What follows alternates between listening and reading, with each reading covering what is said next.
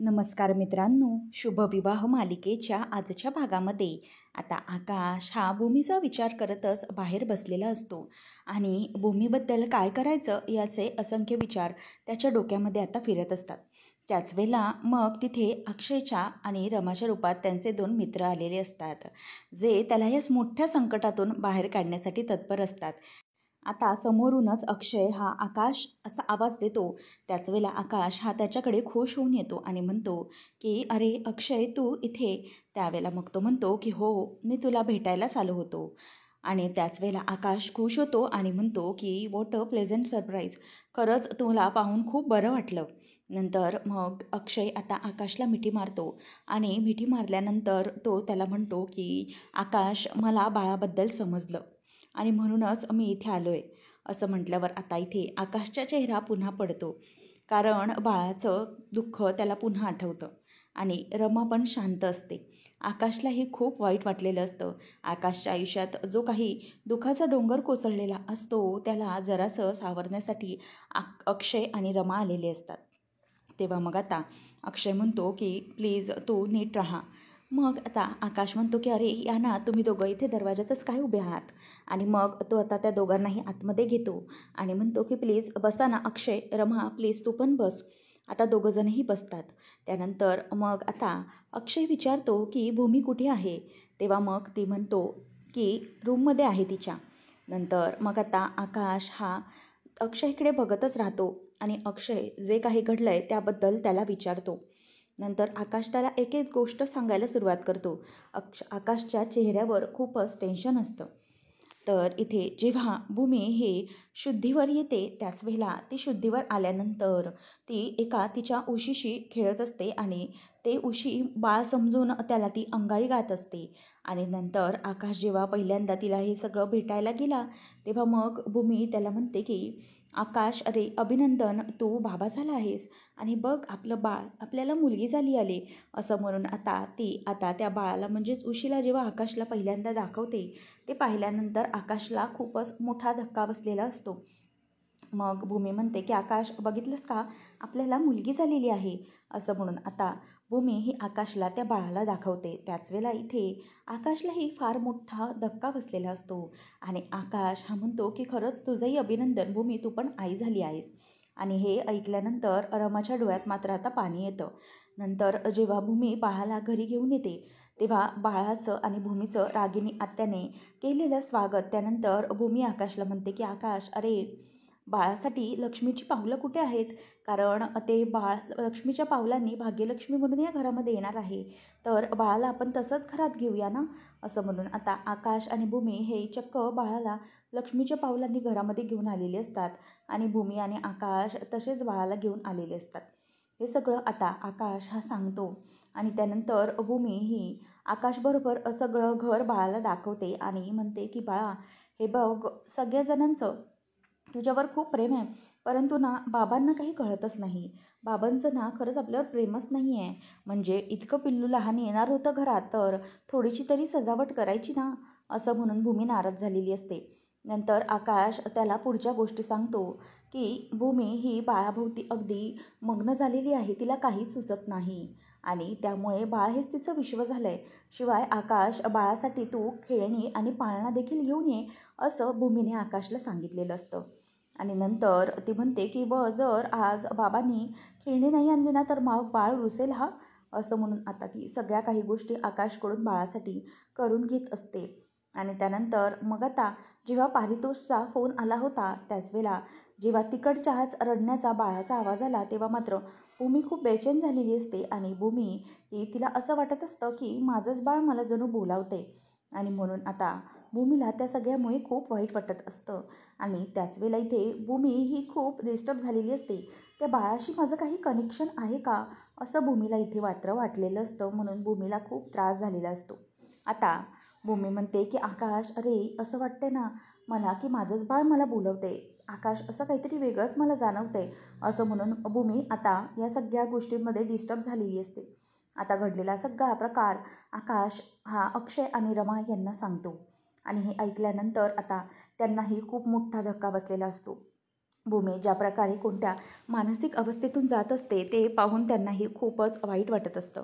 त्यावेळेला आता अक्षय हा आकाशकडे धीराने अगदी बघतो आणि म्हणतो की खरंच आकाश, या सगळ्यामध्ये भूमी खूप वेगळ्या सिच्युएशनमधून जाते.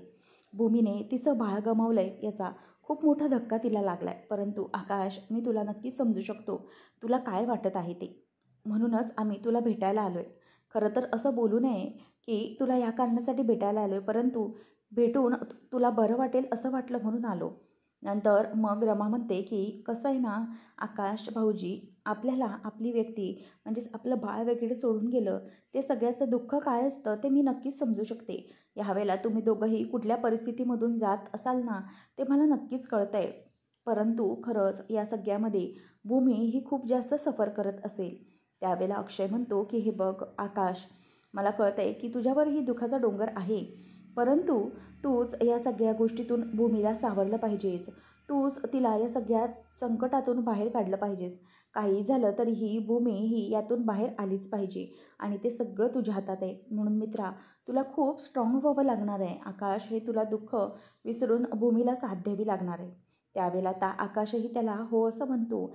नंतर तिथून भूमी ही वरून येते आणि भूमी ही अक्षय आणि रमाला बघून खूप सरप्राईज्ड होते आणि भूमी येते आणि म्हणते की अरे अक्षय, रमा, तुम्ही, असं म्हणून ती खाली आता चालत चालत येते. त्यावेळेला आता अक्षय रमा दोघंही उठून उभे राहतात. आकाश म्हणतो की अक्षय, मी तुला तिच्या सिच्युएशनबद्दल फोनवर सांगितलं आहे, प्लीज जरा सांभाळून घे.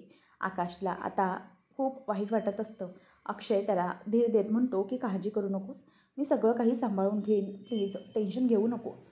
नंतर आता भूमी ही येत असते. त्याच वेळेला आता अक्षय हा पुन्हा एकदा मुद्दामच आकाशच्या बोलण्यानुसार खोटं नाटक करू लागतो. अक्षय म्हणतो की अरे वा, भूमी आली आणि आमची सोनुली पण आली.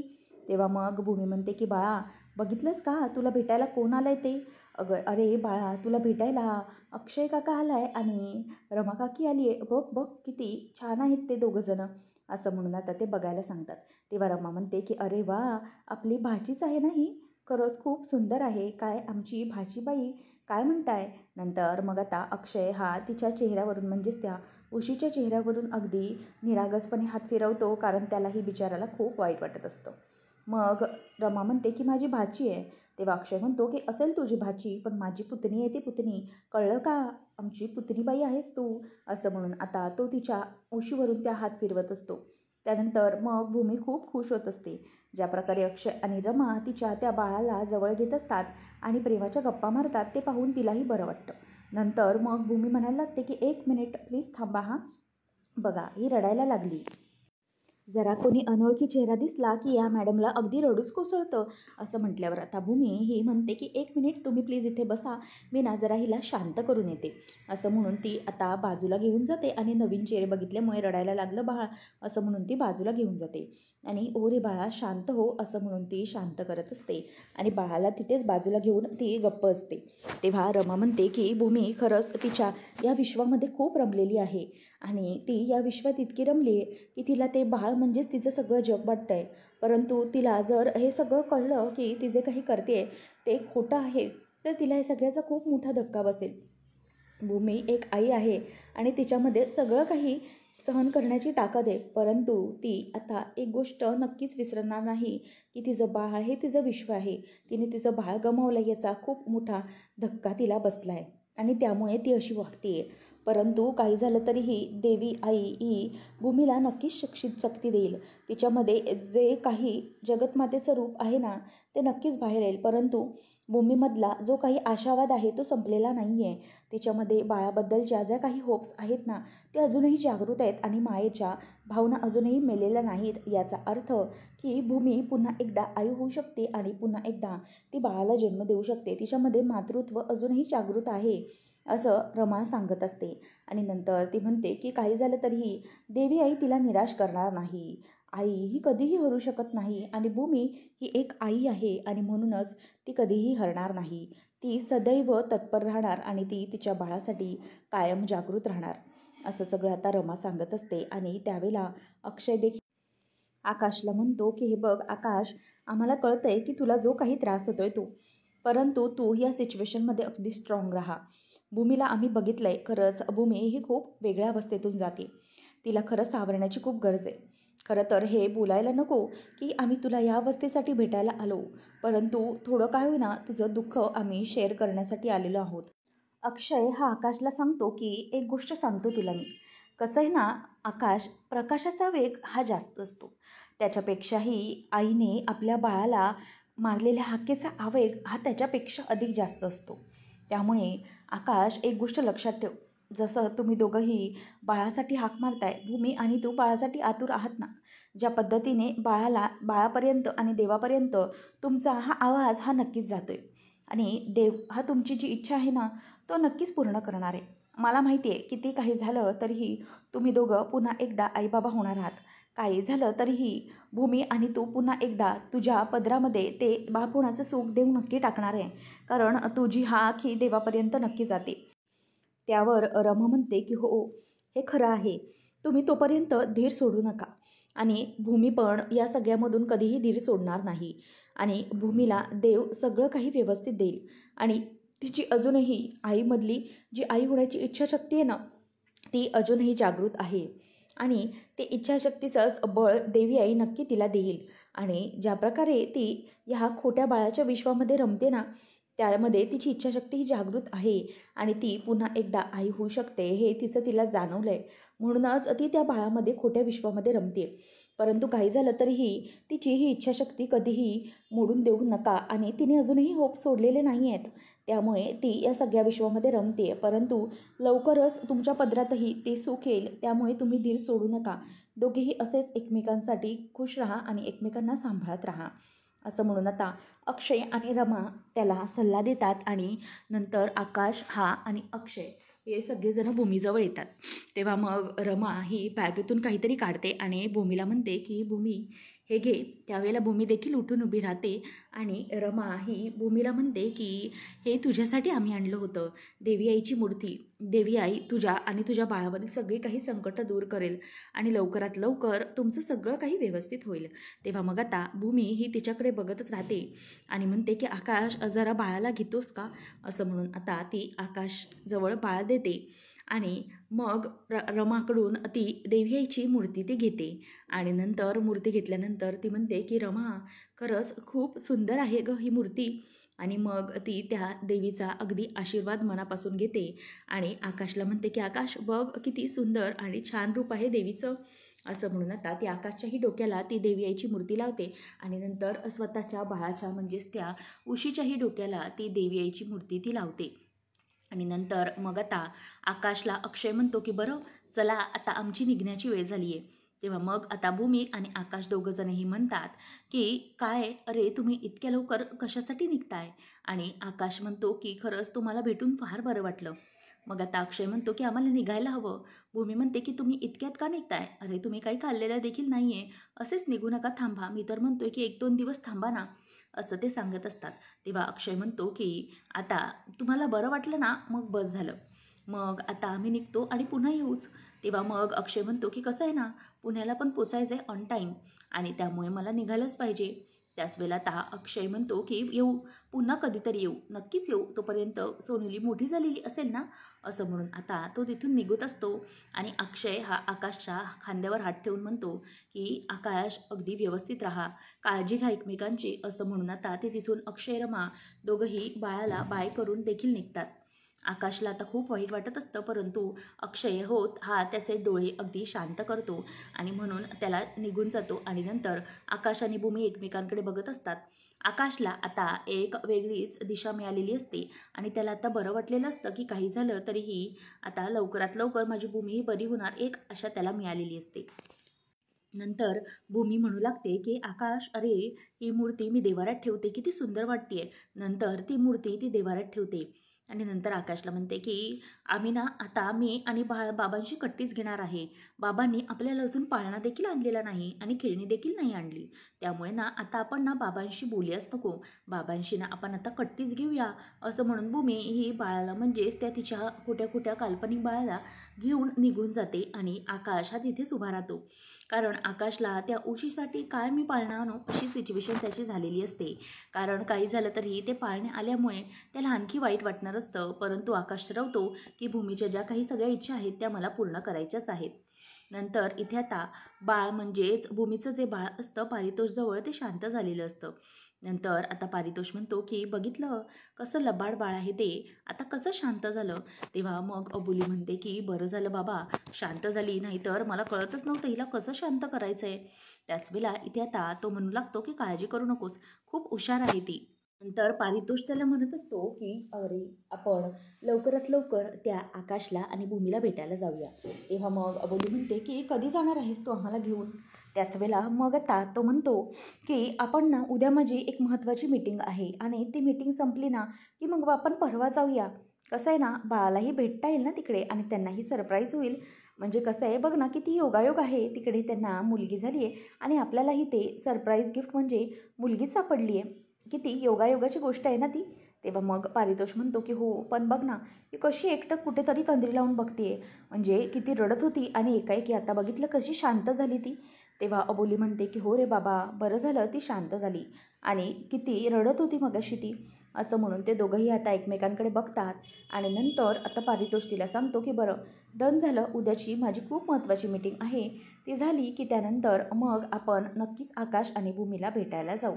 तेव्हा मग आता ती खूप खुश झालेली असते आणि बाळाला सांगत असते की आपण परवा जाणार आहोत.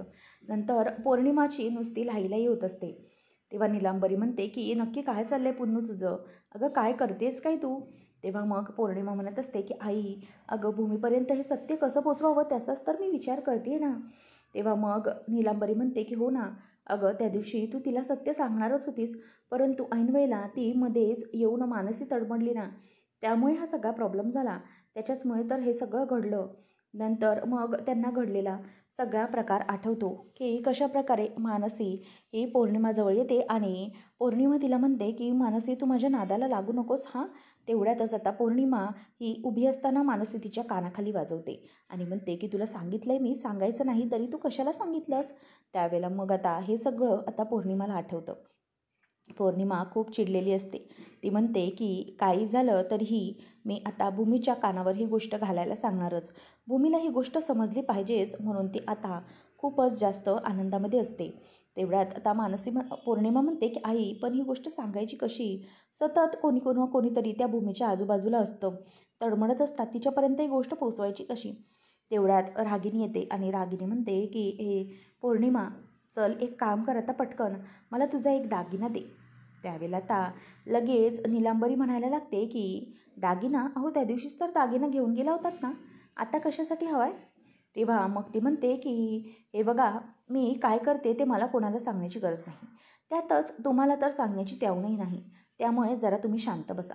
त्यावेळेला आता पौर्णिमाला ती पुन्हा म्हणते की तुझा दागिना दे. तेव्हा पौर्णिमा म्हणते की आई अहो असं काय करताय, म्हणजे माझा दागिना कशासाठी, नक्की काय. तेव्हा मग ती म्हणते की आता आपण एका टीममध्ये आहोतच म्हणून तुला मी सांगते की जी सिस्टर आणि तिचा नवरा वॉर्ड बॉय आपल्याला त्याने मदत केली होती, त्यांनी आता पुन्हा पैशांची मागणी केली आहे. तेव्हा मग पौर्णिमा म्हणते की अहो पण आपण तर त्यांना पैसे दिले होते ना, मग आता परत का मागतायत. तेव्हा रागिनी म्हणते की काय ना तिने परत पैशाची मागणी केली आहे, त्यांना ते कमी पडलेत आणि नाहीतर ती सगळे गरळ आकाश आणि भूमीच्या समोर ओकणार आहेत, म्हणूनच आपल्याला आता पैसे द्यावेच लागणार आहेत, काही झालं तरीही आपल्याला एक्सपोज होता कामा नये. नंतर मग इथे आता नीलांबरी म्हणते की काय हो रागिनीताई तुम्हाला तर एखादा दागिना नको असेल ना. तेव्हा रागिनी म्हणते की तोंड सांभाळून बोला, मला याच्या त्या फुटकीभर दागिन्यांचं काहीच कौतुक नाही आहे. मी तुम्हाला आधीच सांगितलं होतं की मला पैसा संपत्ती प्रॉपर्टी याच्यामध्ये काही इंटरेस्ट नाही आहे. माझा आता फक्त इंटरेस्ट एकच आहे, तो म्हणजे आकाश आणि भूमीचा सूड उगवणं आणि त्याच्यासाठीच मी काही करू शकते. आणि म्हणूनच आता या सगळ्या गोष्टी अगदी आपल्या गळ्याशी आल्यात आणि मग या गोष्टीतून सांभाळणं खूपच कठीण होऊन बसेल. जर त्याला सांगितलं तर मग मी मात्र अडकेन, तूही अडकशील आणि आता हे एक्सपोज होणं मला परवडणारं नाही आहे. खूप प्रयत्न करून मी या घरातल्यांच्या मनामध्ये उतरली, खूप प्रयत्न केलेत आणि या घरात पुन्हा मी माझं स्थान मिळवू शकले, त्यामुळे आता हे एक्सपोज होणं मला परवडण्यासारखं नाही. त्यानंतर पौर्णिमा ही म्हणत असते की पण मी कशाला माझे प्रत्येक वेळेला दागिने द्यायचे, म्हणजे माझी एक एक गोष्ट तुम्ही अशी माझ्यापासून लांब नेतच राहणार आहे. तेव्हा मात्र आता रागिनीचा पारा खूप चिडलेला असतो. रागिनी ही तिचा गळा धरते आणि म्हणते की हे बघ पौर्णिमा तोंड बंद ठेव, लक्षात ठेव हे जे सगळं काही आहे ना ते आपण दोघी मिळून कळतोय, कळलं. त्याच्यामुळे जर यामध्ये माझं तोंड अडकलं ना तर त्याच्यामध्ये तुझं पण गळा अडकला जाणार आहे. काही झालं तरीही आपण जे काही ठरवलं आहे ते पूर्ण करायचंच आहे. त्यामुळे मला त्या दागिन्याची गरज आहे. त्याला पैसे दिल्याशिवाय आपण काही सुखाने राहू शकणार नाही. त्यामुळे मी तुला आता सांगते, जे मी सांगते ते ऐक, नाहीतर त्याचे परिणाम खूप वाईट होतील. कळलं? असं म्हणून ती तिचा आता गळा सोडते आणि म्हणते की चल लवकरात लवकर, मला तुझ्या दागिन्यांवर काहीच इंटरेस्ट नाही आहे, पण जे पैसे आहेत ना मला ते पैसे लवकरात लवकर त्याला द्यावे लागतील. म्हणून आता या सगळ्यातून मला बाहेर काढण्यासाठी हे दागिनेच उपयोगाला येणार आहेत. त्यावेळेला मग आता इथे पौर्णिमा ही शांत असते. नीलांबरी म्हणते की जा जा पुन्नू, तुझा दागिना दे त्यांना. आणि मग रागिनी म्हणते की हो, असं शहाण्यासारखं सांगा काहीतरी, आणि काही झालं तरीही तुम्ही अडकणारच आहात. आणि एक गोष्ट लक्षात ठेवा, पोलिसांना कळलं ना तर मी तर आहेच, त्याचप्रमाणे तुम्ही दोघीही अडकाल. आणि हो रागिनी म्हणते नीलांबरीताई, तुम्हाला ना मी चांगलीच ओळखून आहे. आता तुमच्या हातात नाही म्हणून, नाहीतर तुम्ही या बंगल्याला अगदी चाकासकट गाडीमध्ये रथासारखं विकायला काढलं असतात, बरोबर ना? त्यावेळेला मग नीलांबरी त्याच गोष्टीच्या आनंदामध्ये विचार करत असते. तेव्हा रागिनी म्हणते की काय विचार करताय का की कितीला बंगला विकाल म्हणून? तेव्हा मग रागिनी ही तिच्याकडे हसतच बघायला लागते. आणि तेवढ्यातच पौर्णिमा जाते आणि पौर्णिमा तो जो हाराचा सेट असतो तो काढते आणि एका दुसऱ्याच बॅगमध्ये भरून ती तो हार तिच्याजवळ देते आणि म्हणते की आई हा घ्या. आणि त्याच वेळेला इथे आता पौर्णिमा ही तिच्याकडे गपचूप बघत असते. तिचा हार काढल्यानंतर ती कुठे म्हणजेच दागिने लपवून ठेवते हे सगळं कळू नये म्हणून पौर्णिमा हळूहळू ते सगळं आता काढत असते. त्याच वेळेला इथे नीलांबरी ही तिला म्हणते की दे गं बाई, पुन्नू त्यांना तो दागिना देऊन टाक एकदाचा. असं म्हटल्यावर आता पौर्णिमा येते आणि तो दागिना आता ती रागिनीच्या हातामध्ये देते. आणि तो दागिना दिल्यानंतर आता रागिनी ही तिच्याकडे बघतच राहते आणि म्हणते की गुड, आता जे सांगितलं आहे ना तसंच करायचं, जास्त स्वतःचा शहाणपणा करायचा नाही, आणि मी सांगते ते पूर्णपणे ऐकून घे. असं म्हणून आता तिथून ती आता निघत असते आणि सांगते की एक गोष्ट लक्षात ठेवायची कायम पौर्णिमा, हे काही मी एकटीसाठी करत नाही आहे. काही झालं तरीही या गोष्टी या पूर्णपणे माझ्या हातात नाहीत. आणि आपल्याला जर त्या भूमी आणि आकाशला धडा शिकवायचा असेल तर मात्र आपल्याला आपल्या मनासारखं करून चालणार नाही. ज्या परिस्थिती येतील त्याला सामना करून हे सगळं करावं लागेल. आणि हो, या गोष्टींना पूर्ण करेपर्यंत आता मी शांत बसणार नाही आणि त्याच्यासाठी मागे वळायचं नाही, मागे वळून बघायचंच नाही. असं म्हणून तिथून ती निघून जाते. आता नीलांबरी म्हणते की बाई सासू तुझी काय हा प्रकार करतीये? अगं आता या बाईचा किती दिवसानंतर तरी मी हा रुद्रावतार पाहिला. खरंच ही बाई काय करेल ना त्याचा अजिबात नेम नाही. आणि मला तर वाटतंय की जर हिचं काही काम झालं ना पूर्ण, तर ही आपल्याला देखील मागे करायला कमी करणार नाही. वेळ आली तर ही आपल्यालाही बळीचा बकरा बनवू शकते आणि त्यासाठी काय करायचं हे कळत नाही आहे. तेव्हा मग आता पौर्णिमा म्हणते की आई, माझ्या डोक्यामध्ये एक आयडिया आली आहे. आता कसं भूमीला सांगायचं त्याबद्दल मला समजलं आहे. आता पौर्णिमाच्या डोक्यामध्ये एक भन्नाट कल्पना आलेली असते. आता भूमीला सगळं सत्य कसं सांगायचं हे सगळं आता पौर्णिमा ही नीलांबरीला सांगणारच असते आणि नीलांबरी देखील तिचं सगळं ते कान टवकारून ऐकायला तयार असते. तर दुसरीकडे आकाश आणि भूमी हे दोघांनाही अक्षयरमा भेटून गेल्यामुळे त्यांना खूप बरं वाटत असतं आणि आकाशला नवीन प्रेरणा मिळालेली असते की काही झालं तरीही भूमीला या सगळ्या परिस्थितीमधून लवकरात लवकर बाहेर काढायचं. म्हणूनच आता ते दोघंही आता सज्ज झालेले असतात. आणि ते पौर्णिमा मात्र वेगळ्याच प्लॅनिंगमध्ये असते. रागिनीने मात्र पैसे आता सारण्यासाठी चांगलेच दागिने तिच्याकडून घेतलेले असतात. आता नेमकं पुढे काय घडणार, मालिका नेमकं कोणतं वळण घेणार हे पाहणं रंजकतेचं ठरणार आहे. अशाच मालिकांचे अपडेट्स जाणून घेण्यासाठी आजच आपल्या चॅनेलला सबस्क्राईब नक्कीच करा.